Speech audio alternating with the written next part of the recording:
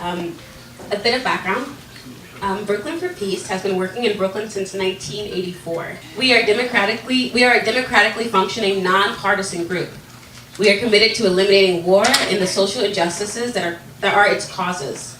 Through active education on international and domestic issues, we empower our community and ourselves to be a productive force in securing a peaceful future for generations to come. We'd also like to thank all the organizations who have co-sponsored this event. The Center for Cuban Studies, the NACLA, Peace Action Bay Ridge, I keep putting it on the board. Peace Action New York State, U.S. Labor Against the War, the New York City chapter, and the Veterans for Peace, the New York City chapter 034. And next up is one of the main people that planned this entire event. Please give a warm, big applause for Ann Ambia.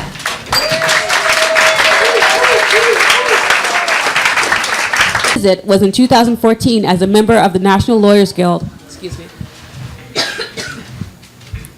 which participated in an international delegation of trained election observers for the 2014 national election, which Evo Morales won without dispute.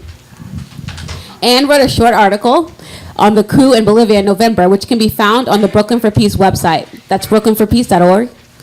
The last paragraph of this article was adopted by the board as Brooklyn for Peace's position statement on Bolivia. This statement can be found on the back of the flyer that was placed on your chair. So, one more time, and for real this time, because she's going to speak, give a big, warm applause for Ann Ambia.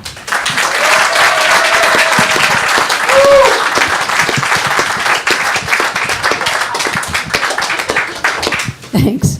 Good evening, everybody, again. So, before I introduce our first speaker, I want to let you know what the format of tonight's event will be and just lay some basic ground rules for us all to follow.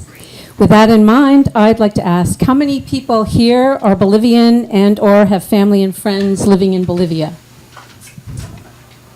Excellent. How many people are here for the first time at a Brooklyn for Peace event? Oh, that's fantastic as well. Welcome. Yes, welcome everybody. Okay, the format will be the following. Our two invited speakers will talk for 20 minutes each to lay a foundation for discussion. And after that, I will be moderating a dialogue between them and you, in which you will have an opportunity to briefly express your viewpoint and to ask questions. We up here are not necessarily going to fully agree with each other, nor do we expect that all of you will agree with everything you hear.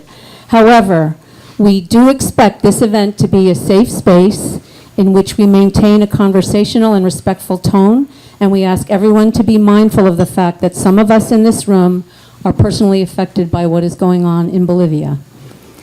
There is no one-size-fits-all analysis that can be applied to the specific conditions within any country, and Bolivia is no exception. What we hope will come out of this event is that we will all have a better understanding of the complexities of what's happening in Bolivia and an alternative view to what has been presented to us by U.S. corporate media, and I should say by the coup media in Bolivia as well. Thank you. Our first speaker will be Zishan Alim, who is a columnist for Vice and freelance political reporter whose work has been published in The Nation, The Guardian, The Atlantic, Esquire, Vox, Politico, HuffPost, Pacific Standard, and elsewhere. In the past, he has taught a course about media and politics as an adjunct professor at the New School and served as a staff reporter for several news outlets. He studied at George Washington University and Oxford University for his undergraduate degree in American Studies and holds a master's degree in sociology from the University of Chicago. And I would like to add, Zishan spent a month in Bolivia in which he spoke to a number of people, and 3 of the articles that he has published in The Nation are about the situation in Bolivia. So thanks, Anne, for the introduction, and thank you so much to Brooklyn for Peace for putting on this very important event, which is also incredibly timely. So before I get into sort of the heart of my remarks, I want to give a little bit of background on my coverage of the situation in Bolivia. So last spring, as Anne mentioned, I spent about a month in Bolivia. I traveled through about half a dozen towns and cities throughout the country, and I spoke to people from a variety of backgrounds in terms of ethnicity, in terms of class, in terms of ideological background. And my main intention was to sort of assess and sort of measure how Bolivia's socialist experiment had gone, about 13 to 14 years in. And what I found was there was a big split between the economic and political spheres of life there. On the issue of the economy, there was a near total consensus across the ideological spectrum, across the different kinds of people who spoke to, that the economy was in incredible shape and had been transformed by Evo Morales. Who came to power in 2005 and was part of the left-wing pink tide that swept across Latin America in the 2000s, and sort of was the last man standing from of the pink tide, effectively, because the rest of that pink tide had ebbed, and the rest of the region had swung, not entirely, but much of it further to the right. So on the economic side of things, people were very, there's a consensus that the average Bolivian and most notably indigenous Bolivians from poor backgrounds had benefited enormously from an economy that was a lot more inclusive. There was an institution of a robust welfare state, a reversal of privatization of natural resources, so they're funneled towards people. And there's also a general belief, even among conservatives, that technical handling of the economy on things like exchange rate, on monitoring of inflation, and on issues like developing savings was handled quite well. And so what's interesting is that you have Morales as sort of an icon of left-wing politics and would widely be perceived as an ideologue, but the people he employed to run the economy were respected across the political spectrum for being careful, for what could be called prudent populism, as Santiago Anria of Dickinson College has said to me. So that was the economic side of things. On the political side of things, things were significantly different in the sense that there was a big split on whether or not Evo Morales should be running for a fourth term, last fall. A lot of this centered on the fact that in 2016, Morales held a referendum asking whether or not he could scrap constitutional term limits. He lost that referendum, but he took his case to the courts, and a constitutional tribunal won the right to run again, and then he decided to run anyway. So this was hugely controversial. Some people thought of this as, while it was legal, there is a lot of concern about whether or not, this seemed to be disrespecting the sort of democratic spirit of the referendum, of the country as a whole. And so this was very divisive, and it's not just only people who always hated Morales who sided on one side of this. It split people across ideology, across geographic background. When I spoke to indigenous people in rural areas, in the Altiplano, they expressed mixed feelings. There is still support for Morales that was still in those regions, but it was declining. And particularly in urban areas, particularly among young people, and particularly among the middle class, there was a sense that they had been sort of disenfranchised by the fact that he was choosing to run again anyway.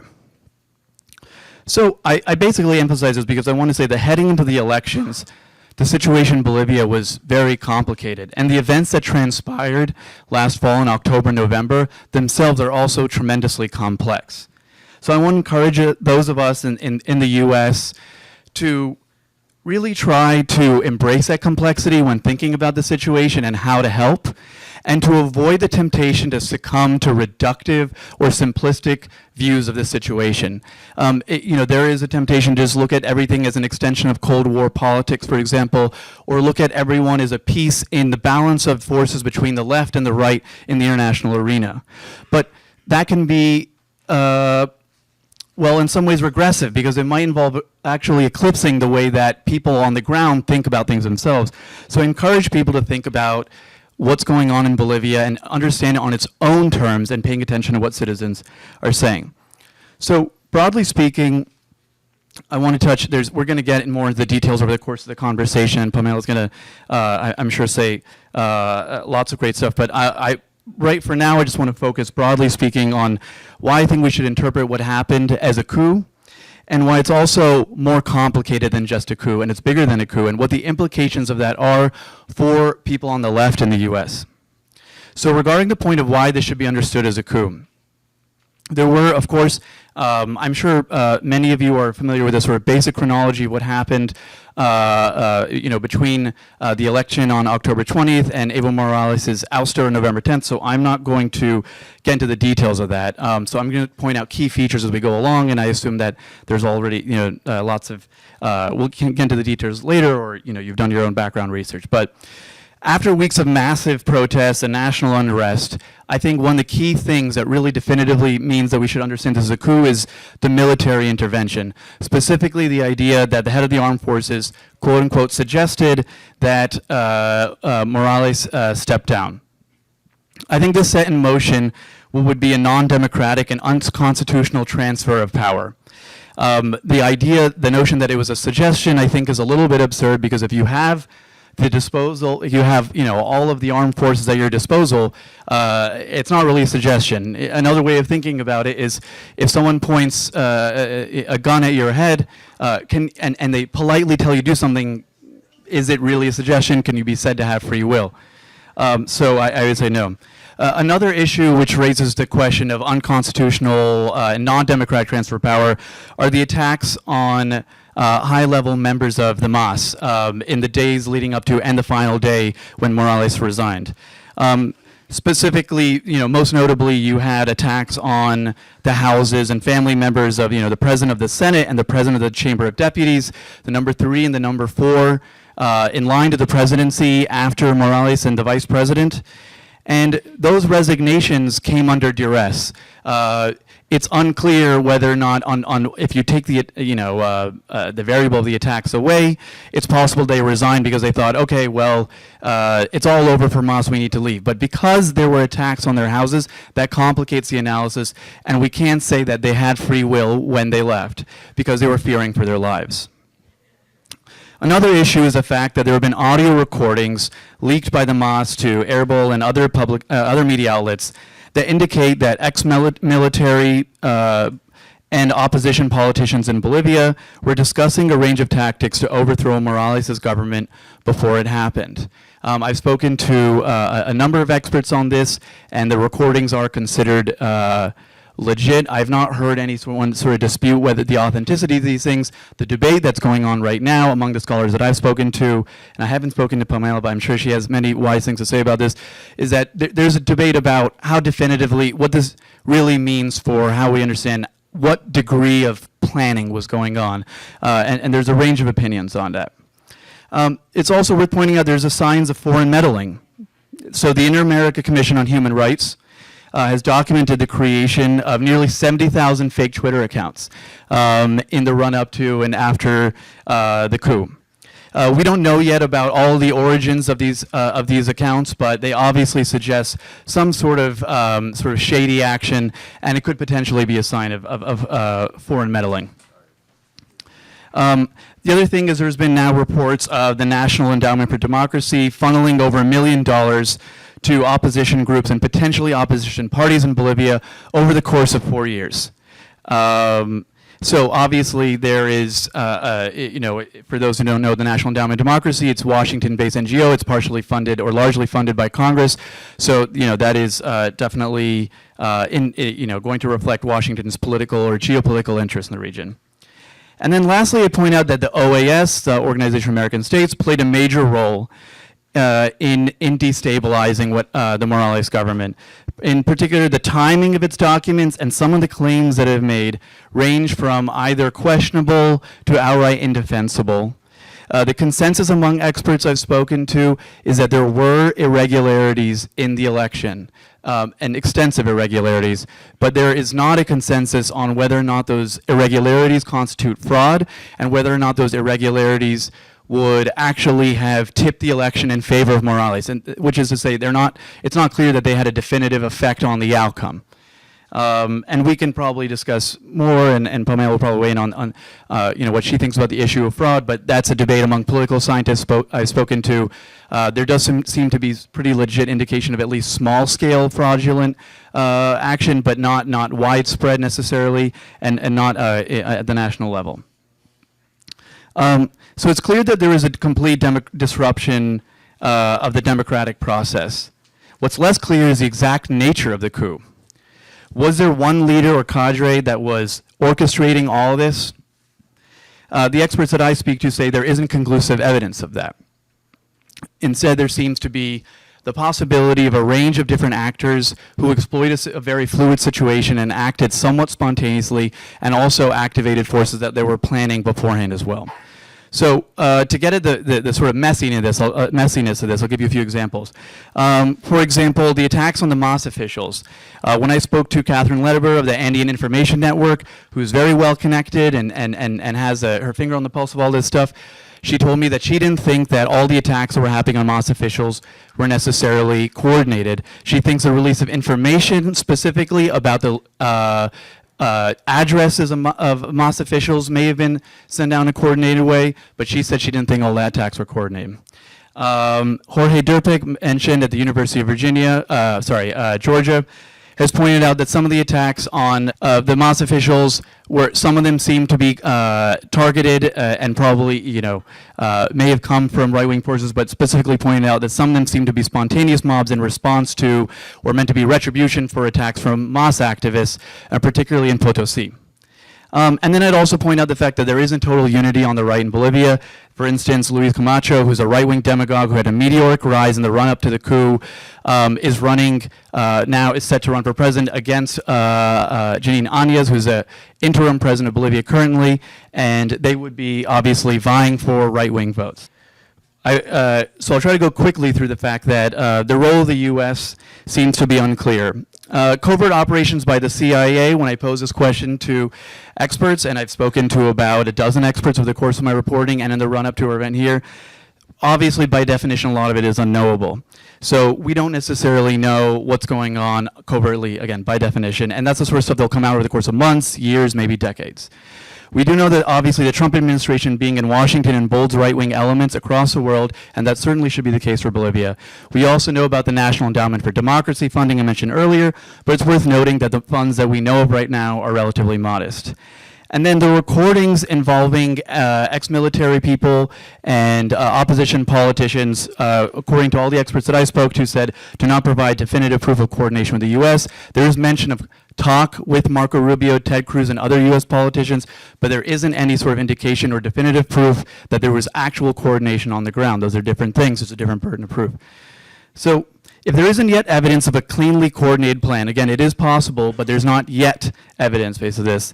What happened? Most experts I have spoken to describe the situation as a right-wing co-opting of a broader popular crisis. There's a legitimacy crisis that happened before the coup, which is why you might find that a significant number of Bolivians across the political spectrum say that this wasn't a coup. Now, I do think that it should be understood as a coup, but it's important to know that people on the right, some people in the center, and some people on the left will not describe it as a coup. But one feature of it would, of course, be the referendum that was ignored. It was legal for Morales to run again, but it seems to clearly violate the sort of spirit of Bolivian democracy to run again in defiance of your own term limits and after losing a referendum. Another issue, and I think this is really essential, is that sometimes in some left-wing press, I see sort of caricatures of the protests that went on before Morales was sort of pushed out of power. The protests were not just rich right-wing white Bolivians, but they actually involved people from a wide different swaths of society. They were urban and they were middle class, and there were people who came from, who identified or were perceived as white. There were people who were mestizo, and there were people who were from the what could be called the emerging indigenous middle class, people who might have been the first generation to be middle class, who became that way under Morales' tenure. The social movements the protests that went on before the election also included students. And also included eventually people from rural areas as well. And it's also key to note that in the final days and the final day that Morales was kicked out of power, we see some key examples of left-wing social movements and his political base pulling away from him, calling him for him to resign. Most notably the COBE, which is the largest labor organization in Bolivia, and also the Miners Union. So this is the crisis that was capitalized on by right-wing forces that may have not been tightly coordinated, as far as we can tell so far, but ultimately converge around similar interests that had already planned to destabilize the situation and were emboldened by circumstances partially caused by the government itself. I don't have time to talk about the pause in the vote count, but I think it's a lot more complicated than most people think it was. It's not just about the statistical plausibility of whether or not the pause in the vote count the pause in the vote count is crucial to understanding the legitimacy crisis, even if there's no evidence of fraud, because it made people who were already primed to question the election in mass start to question the validity of the election itself. No doubt the situation is bad heading into May's elections. I'm sure a lot of you know about the authoritarian rule by Janine Áñez and the right-wing policies that she has pursued, including killing dozens of Bolivians in the name of pacifying the country. But on the question of how people can help, I would suggest, and I also reached out to a lot of Bolivians before this conversation I would say talk to people on the ground, get in touch with social movements, get involved in human rights efforts, anti-racism efforts, stand for democracy and the rule of law. But the most important thing to do is center the Bolivian experience and embrace it in all its complexity and figure out what people on the ground actually want and need. So, yeah.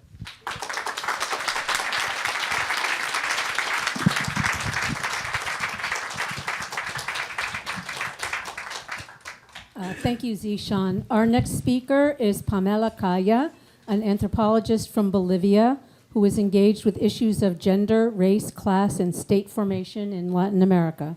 She is currently a clinical associate professor at the Center for Latin American and Caribbean Studies at New York University and received the Dr. Martin Luther King Award in 2016-17 at that same institution.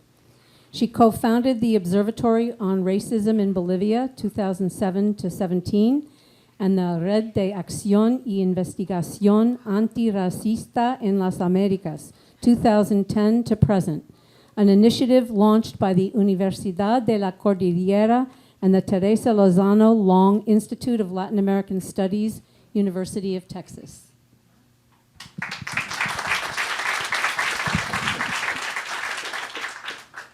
So my personal political position is that it's sort of like the lived experience of coups and occupation from the get-go since I was born. Right? I was born after the 1952 revolution, so I know what a coup is. I know what occupation is. This last time, my family is in Bolivia, lives in Bolivia, and in the midst of social convulsion, my dad died. And it was not directly related to the social convulsion, but it was because we couldn't get to doctors. Hospitals were closed. So it's hard. It's hard to sort of like detach myself from what I, even in my political social analysis, it's hard to detach myself from that, and because it's profoundly painful. And I think I said I was going to compliment you, and I think I will. And I want to say that instead of focusing on whether it was a coup or not, I want to ask how was it that the hegemony of a cultural revolution, Proceso de Cambio led by Morales, our first indigenous president, was broken? Mm-hmm. Or what was broken? What were the points of rupture that accumulated over a 13-year-old period of his administration that led to the crisis of hegemony and its breakdown? So that's my question, to sort of like not get away from the important details that you've discussed that I think are very important, but to get a more historical perspective, maybe, a more in-depth perspective, not so much a coyuntura perspective.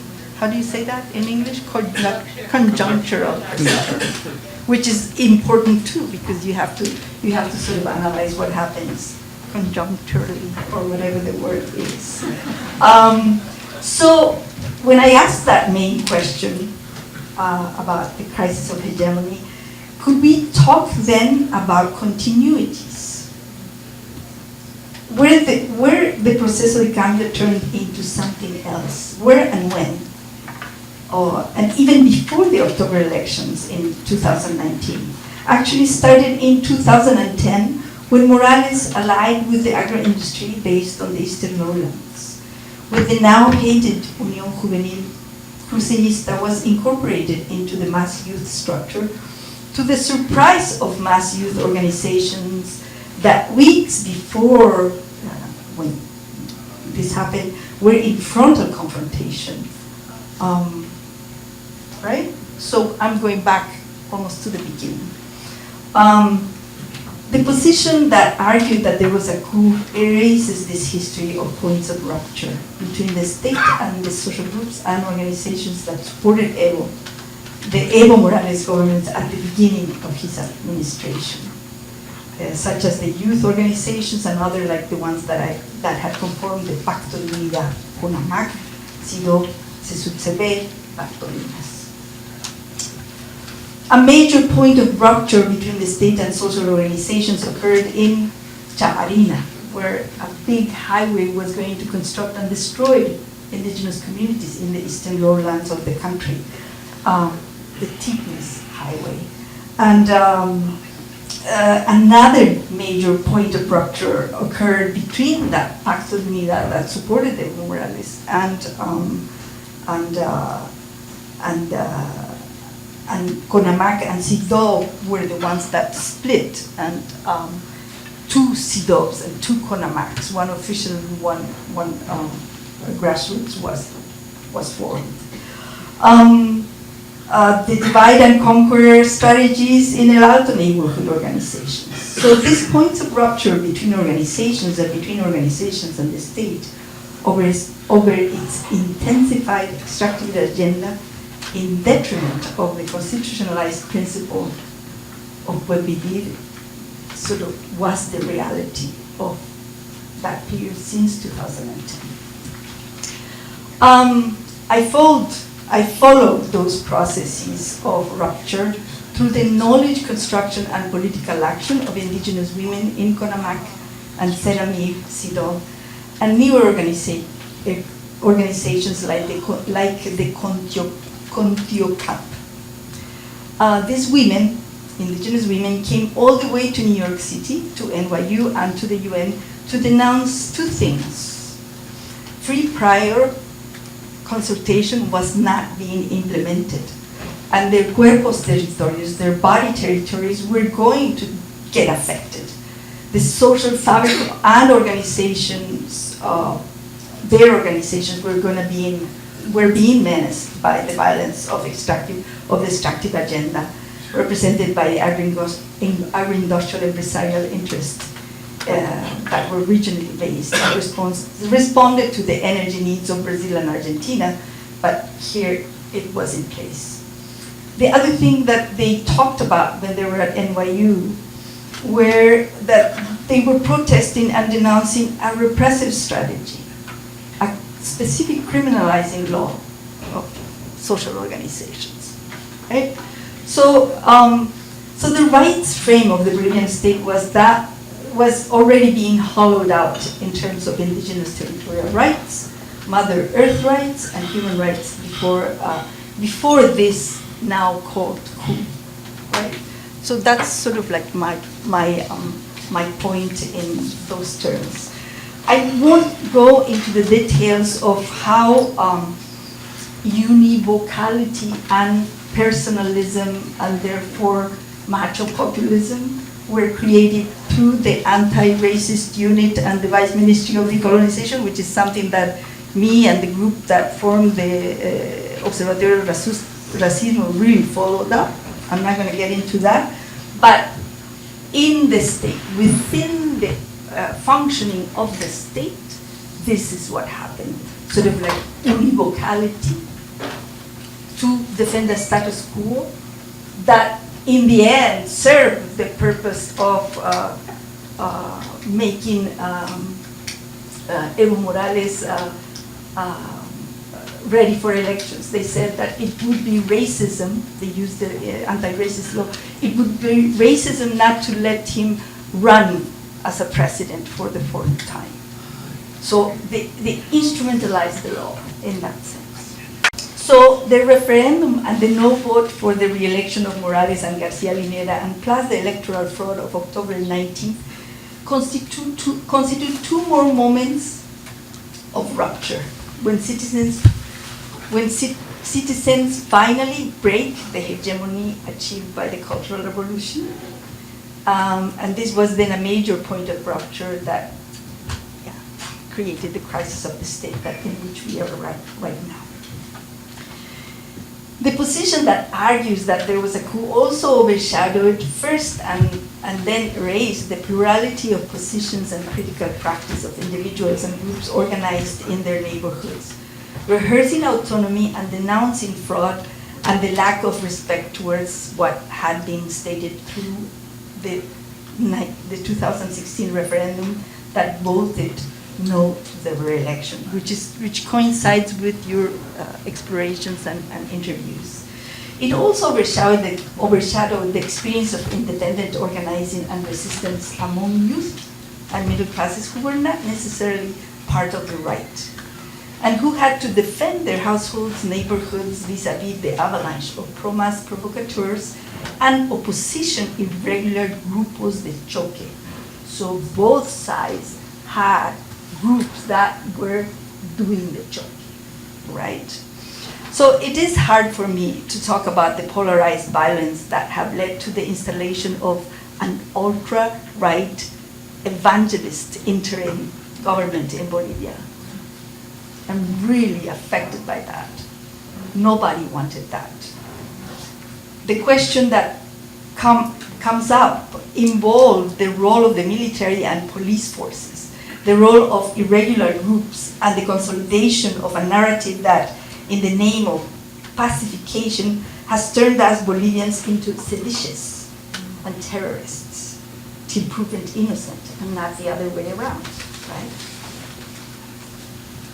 The images of the military rehearsing and spectacularizing its ritualistic power over the Bolivian population on January 21st and 22, the dates where the resignation letters from ex-president and Vice President Morales and Garcia Linera were going to be heard at the Asamblea Legislativa Plurinacional, stick in my mind, as well as the images of confrontation between the military and the social protesting forces in Sacaba and Sencata, where more than 30 people were killed.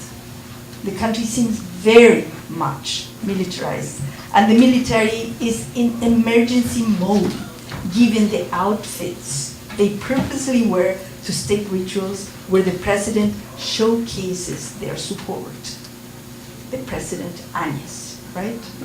The question is how did it happen so fast and so effective? Right there. They have the uniforms, they have everything, right? Was it the US? My question. Although I do not deny that the hand, and this I coincide with you, that the hand of the US government was for regime change in Bolivia, nor do I deny that patriarchal imperial interests the US has pushed.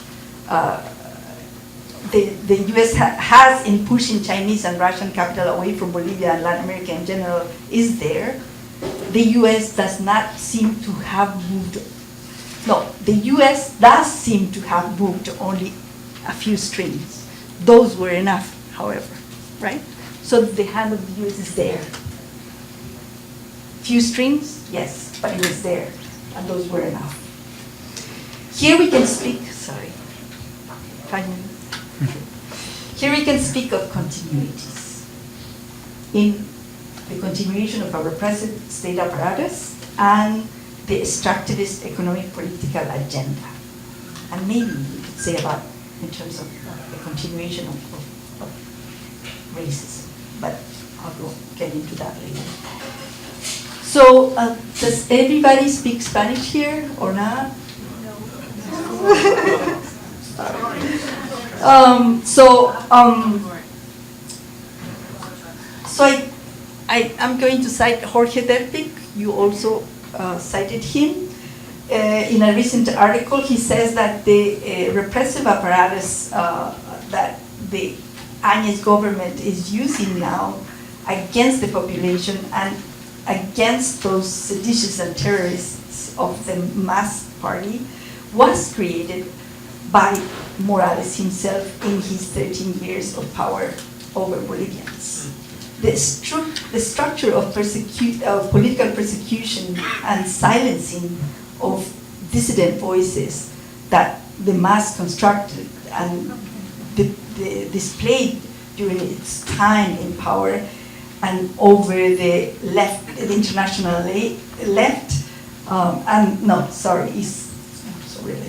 sorry, I'm not good at translating on the spot. But what he's saying is that the silencing, the repressive apparatus are a continuation. They're not a surprise. They were there before, right? So polarization, and I would add there in that analysis that polarization is the most effective tool to be able to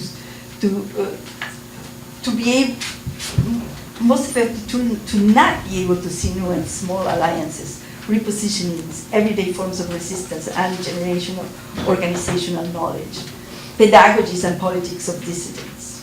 Polarization also flattens history and pushes under the rug the points of rupture through which you can see the types of continuities that are carried out from one polarized situation to another. In this case, there's a continuity in the incipient formation of a carceral state coated with a rhetoric of plural nation and religion, but well connected to the demands of extractive global capital through the local agro-industrial interest groups. Continuity of environmental policies and extractivism is going on right now, and the person from I have a very short time, but one of the women who came to the UN in 2018 and last year is saying, we are denouncing that the grupos de poder from the Oriente, the agro-empresarial groups that until recently were strong allies of the mass party are rearticulated around the power of the Ministry of Environmental Issues, and is going to continue with the mega hydroelectric projects, with the major extractivist projects that the mass government had. So there is a continuation in that too. And she says, I talked to her over the phone, indigenous peoples are tired and decepcionados. How do you translate that? Disappointed. So she concludes that derechos indígenas, indigenous rights, environmental rights, and human rights are connected, and that connection should be taken into account if you're thinking of supporting that kind of organization.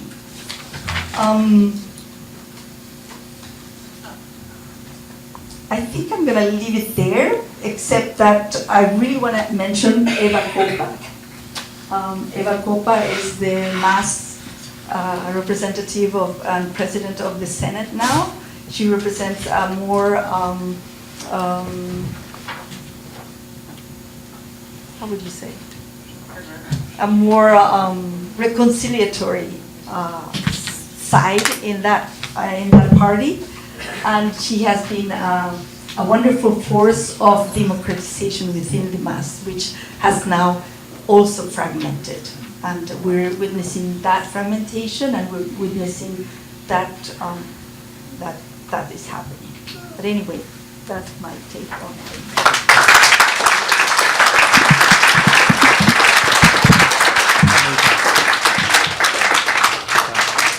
Thank you, Pamela. And before opening this up to the audience, I would like to say that I actually think there is more evidence of the United States being involved in this surreptitiously.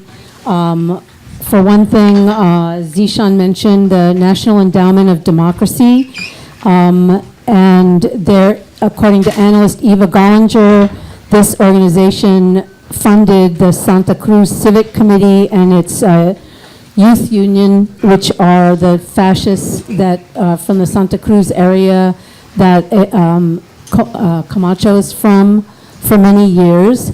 And there's evidence that U.S. aid provided $84 million to Bolivian opposition groups over the years. I'd like to mention the fact that a number of the Bolivian military were trained in the U.S. School of the Americas, including Williams Kaliman, who is the general who suggested that Evo Morales leave the country. And it must be noted that his democratically elected presidency was not scheduled to end until January 21st, and this happened in November. So these are points. And among other things, OAS, the Organization of American States, which released the big report of fraud with absolutely no evidence to sustain it, is 60% funded by the United States, and that the Center for Economic Policy and Research in Washington did the most detailed statistical analysis establishing that there was no evidence in the OAS report, and showing a tremendous amount of evidence that, in fact, the election results were not fraudulent. And on November 25th, there were 4 members of the U.S. Congress that asked the OAS to respond to very specific questions in the report of the CEPR. On December 2nd, The Guardian also published a letter signed by 98 economists and statisticians asking the OAS to retract its misleading statements about the election, which have contributed to the political conflict and served as one of the most used justifications for the military coup. So yes, I'm not in disagreement at all that there was a lot of social unrest in the country over the issue of Evo Morales running again. However, the U.S. had pre-planned what happened that caused the conditions for the coup to take place.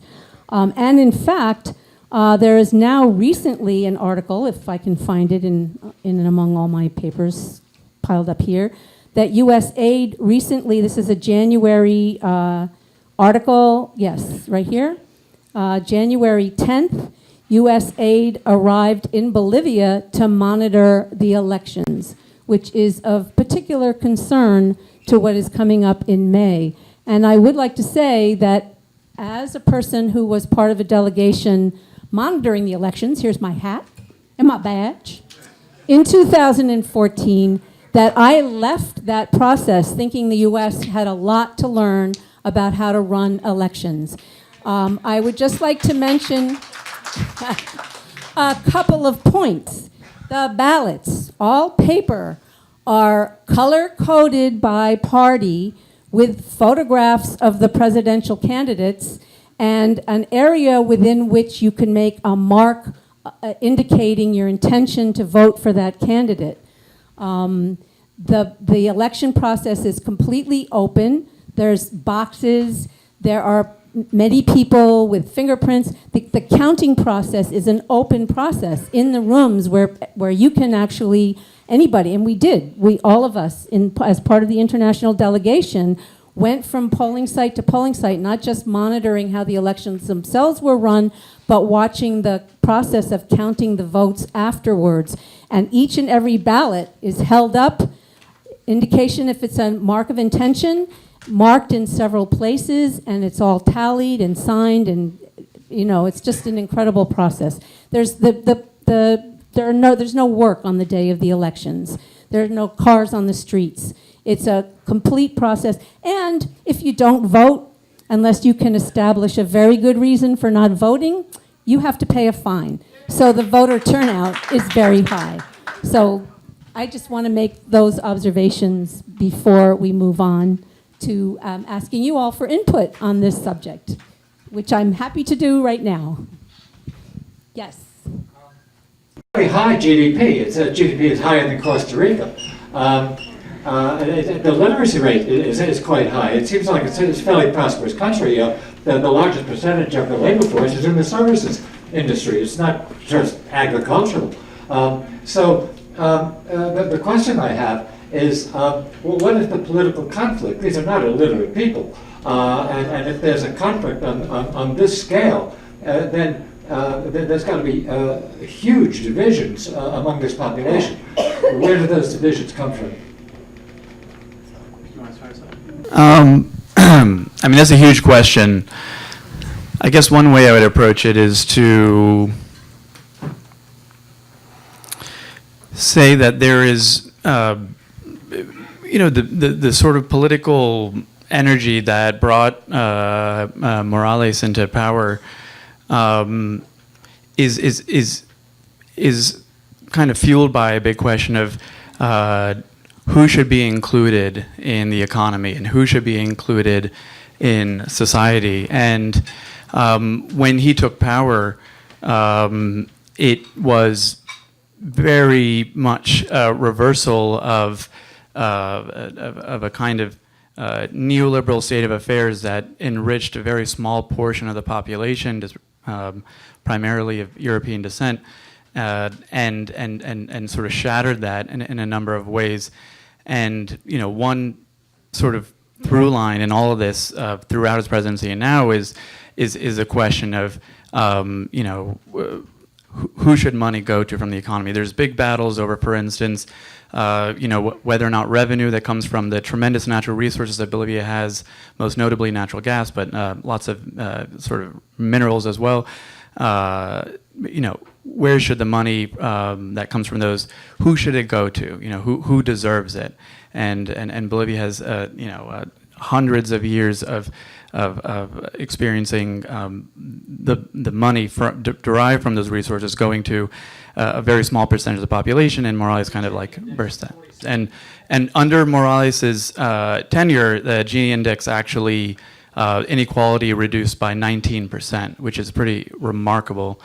And that's both due to an economy that was well run and also aided by the creation of a robust welfare state and modern infrastructure and so on. But I'm saying in kind of a circuitous way just basically that there's an ongoing sort of class divide and question of who deserves to benefit from the natural resources and the kind of work that people put in the Bolivian economy, and that was at least part of a big part of and of course that's entirely racialized series of projects. And for a lot of the right-wingers in Bolivia who supported the coup, I think the question was the idea of like redirecting resources that had been going, out of their pockets into the pockets of a lot more people than usual. And in the beginning, also, what Evo Morales did when he nationalized the natural gas resources and determined that the profits should be redistributed to the population was that he radically, and very few people would disagree with this in Bolivia, that in the first years he radically reduced poverty. The reason there's such a high literacy rate is because of his emphasis on education, women's rights. The indigenous population is 2/3 of the population of Bolivia, so it's a very big deal that the indigenous people's rights were established in the Constitution and a plurinational nation was formed. My name is Lucy Pagoada Quesada, and I am from Honduras. My heart goes out to the Bolivian people. My sister Kaya, I know exactly what you're feeling. I am also a victim of U.S. imperialism in Honduras and in all of Latin America. I think that the situation of Bolivia cannot be seen in isolation. We need to look at it in the context of what has been going on in our region for the past 20 years. The United States has been at war. Our government, the one that we pay taxes, millions of dollars were mentioned before, right? That go out to the wars. Well, part of that war that the United States government has is against progressive governments in our countries. One of them was the progressive government of President Manuel Zelaya Rosales, which the United States government, under Barack Obama and Hillary Clinton, destituted in 2009. And ever since, sister, we have not recuperated our peace. What you see today in the caravans, the exodus of massive people leaving my country, Honduras, along with other countries in the North, so-called North Triangle, is because of instability that our government is producing there. I didn't come to this forum to sugarcoat what is going on, because I am a direct victim of what our government of the United States is doing in our countries. And it's the same thing that is happening against the government of Venezuela. It's the same thing that the United States wants to do to the government of Nicaragua. It's the same thing that the United States has been doing for the past 50 years against the socialist government of Cuba. So let's think about it in a more broader way. Let's look at what is happening in Chile.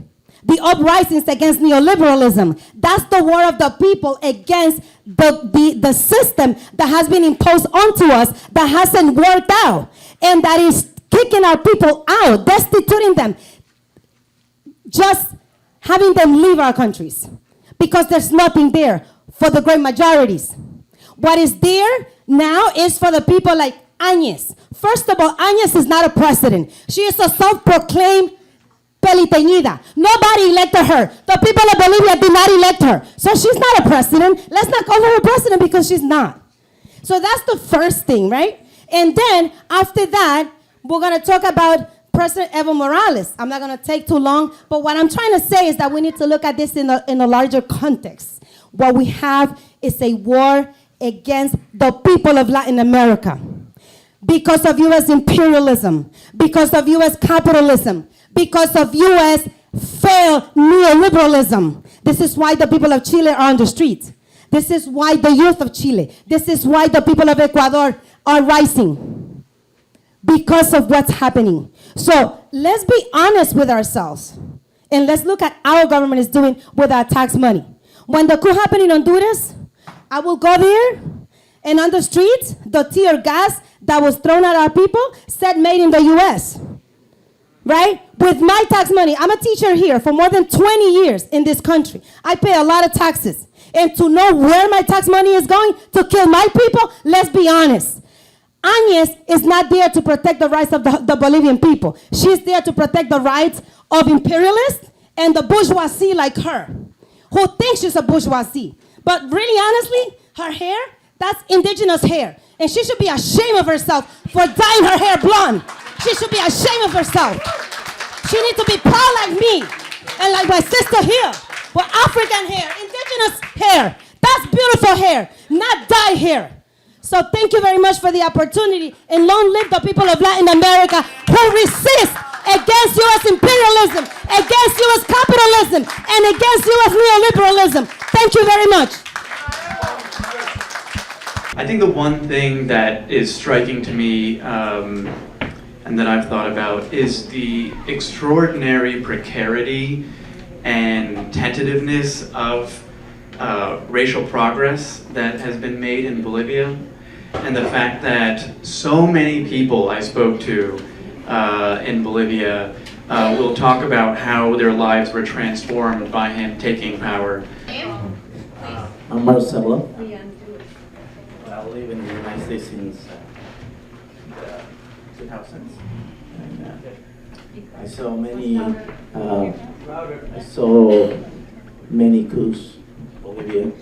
I live under many dictatorships in Bolivia, and I think, and it's really dangerous not to define what happened in Bolivia like a coup, because it's a coup. And also, it was not a fraud. The elections were not a fraud. And also, we have to understand that we have here, in 2006, elected the first indigenous president in Bolivia, which never happened before. I would compare this like when we elect Obama for president. And there is a lot of hate of people in Bolivia, especially the people that identify themselves as white, which is a minority. And this minority has been governing Bolivia since many years before. Only this kind of thing was broke when Evo Morales was elected. And then all these white rich people have always access to the resources in Bolivia and never redistribute all this wealth in Bolivia. Only Evo Morales was able to redistribute all the wealth. And it's something that the rich people resent. And since then, he was attacked. He was always diminished as in a despective way as an Indio. An Indio, a word that we will compare with the N-word in the United States. And I think with the help of the United States, you know, I don't have to remind you what the United States has been doing since Cuba, since El Salvador, and well, a lot of history. And now we have this interim president, which was self-proclaimed, like they said, because when she was self-proclaimed, there was no other quorum in Bolivia, in the Bolivian parliament, so the power was held by the military. So that's a coup. No, she was not elected. And now she promised that she's going to call for elections. And she's not going to, and she said, I promise not to run. But now she's running for president. She is a dictator. I just want to say that. And now I want to tell you too that since Evo Morales, many people around the world, many Bolivians were voting. They were in, you know, in United States, in Tokyo, in Argentina. But now I think we are not going to have these people voting again because the new people that it's in charge of elections say that there's no money to fund that. So it is really problematic, and we can see that this new self-proclaimed woman is just cutting all the civil liberties, and it's really worrying. I just want to say that. Thank you. Yeah, my name is Keith. Yeah, on the question of the indigenous, to follow up on that, it was really striking the open contempt that was shown towards the indigenous population, the ripping off of the on the military part, on their armbands. If you could talk a bit about that, you know, the tremendous hatred and contempt that was unleashed by this coup. I want to thank you all for coming and very much for your participation in this event.